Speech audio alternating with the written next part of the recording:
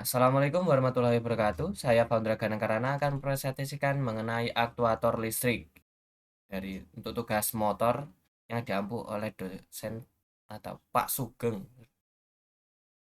Lanjut. Hey.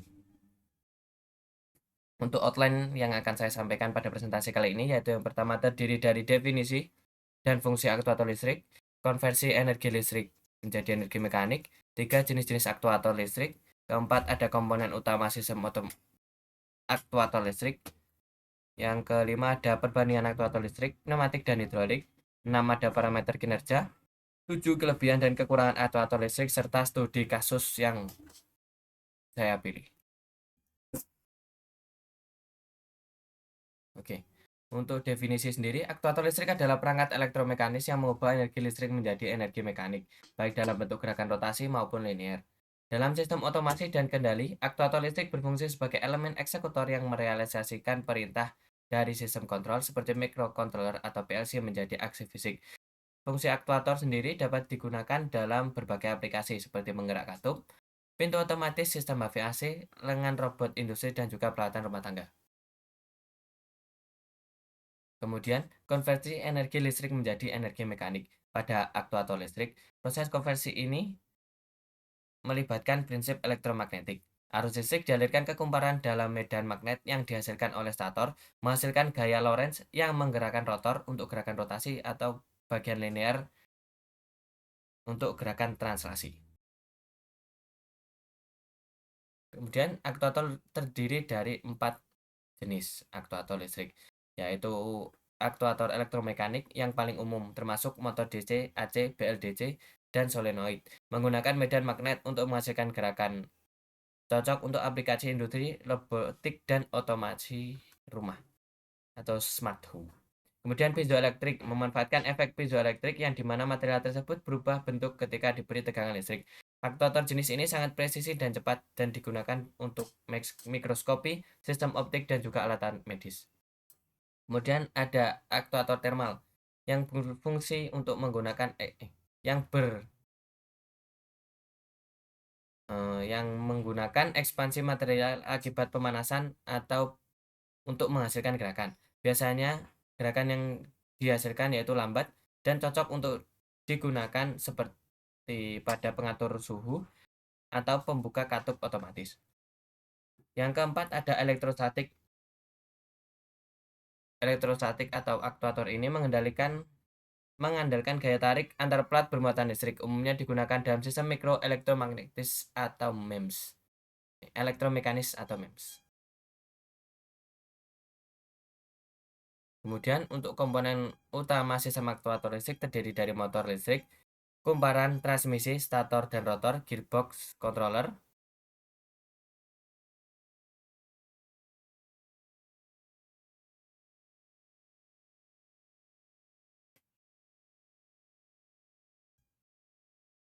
Untuk komponen utama penyusun dari sistem aktuator listrik terdiri dari motor listrik, kumparan, transmisi, gearbox, stator dan rotor, serta controller. Kemudian ada juga sensor, housing, brush dan komutator, pendingin dan juga catu daya. Untuk perbandingan aktuator listrik terdiri dari beberapa aspek yang dapat dibandingkan, yaitu yang pertama ada torsi, kecepatan, tingkat presisi, biaya operasi, dan juga kompleksitas.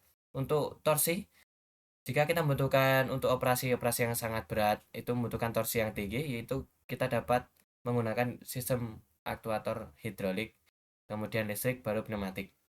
Untuk kecepatan yang sangat tinggi ada di pneumatik, kecepatan tinggi ada listrik, dan juga yang sedang-sedang saja yaitu hidrolik. Untuk penggunaan yang membutuhkan presisi tinggi seperti mesin CNC, kita dapat menggunakan aktuator listrik dan juga hidrolik. Untuk biaya operasi yang dapat kita sesuaikan, jika kita membutuhkan atau dana kita hanya terbilang rendah, kita dapat menggunakan aktuator listrik yang kemudian pneumatik. Jika kita memiliki budget lebih, kita dapat menggunakan aktuator hidrolik. Dan biaya operasi ini relatif ya, jadi sesuai dengan kebutuhan masing-masing. Dan juga untuk kompleksitas tingginya itu ada di hidrolik, kemudian sedang ada di pneumatik, dan kompleksitas yang rendah ada di aktuator listrik. Untuk parameter kerja dari aktuator listrik terdiri dari torsi, gaya, kecepatan, presisi, resolusi, dan juga efisiensi. Untuk torsi merupakan daya puntir untuk aktuator berrotasi. Penting untuk memilih torsi yang sesuai pada beban yang berat. Jadi membutuhkan torsi yang tinggi. Kemudian gaya untuk aktuator linear mewakili kekuatan dorongan ataupun tarikan. Dan kecepatan pada aktuator listrik itu diukur dalam RPM atau rotation per menit. Kemudian tingkat presisi adalah kemampuan mencapai titik target secara konsisten atau terus-menerus. Dan resolusi merupakan perubahan terkecil posisi yang dapat dikontrol oleh aktuator listrik. Efisiensi adalah presentasi konversi energi listrik menjadi energi mekanik, penting untuk mengurangi panas dan konsumsi daya.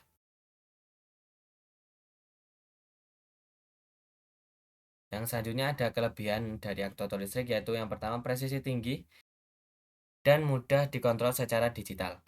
Kemudian ramah lingkungan atau tidak butuh data fluida, tidak menghasilkan emisi, minim perawatan, serta efisiensi dan kompatibel dengan sistem otomasi.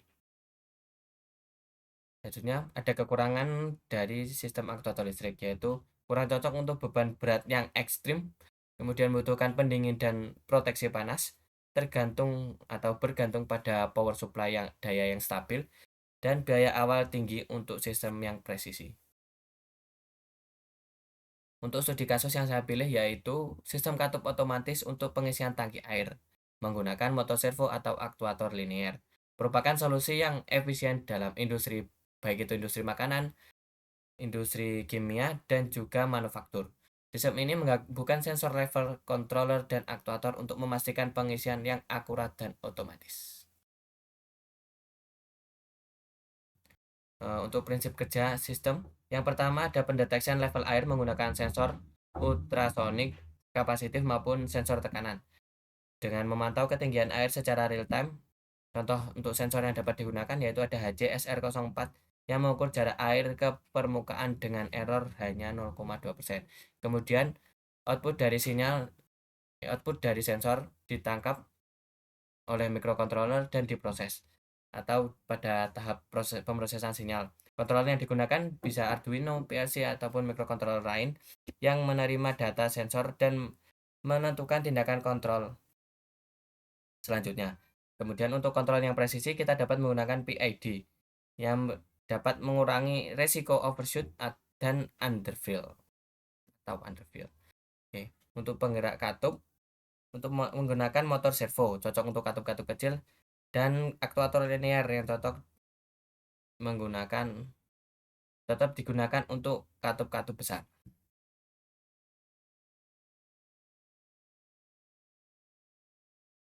Kemudian komponen utamanya terdiri dari sensor level, controller, aktuator, katup, dan antarmuka. Sensor level dapat berupa sensor ultrasonik, float switch, atau pressure sensor. Kemudian controller yang dapat digunakan ada Arduino, PLC bisa Siemens, Omron, ataupun microcontroller lain seperti Atmega 328. Untuk aktuator sendiri, motor servo dapat digunakan untuk katup-katup kecil, kemudian ada aktuator pneumatik atau hidrolik dapat digunakan untuk katup yang berukuran besar. Katup dapat berupa atau berjenis butterfly, ball, ataupun gate valve tergantung kebutuhan.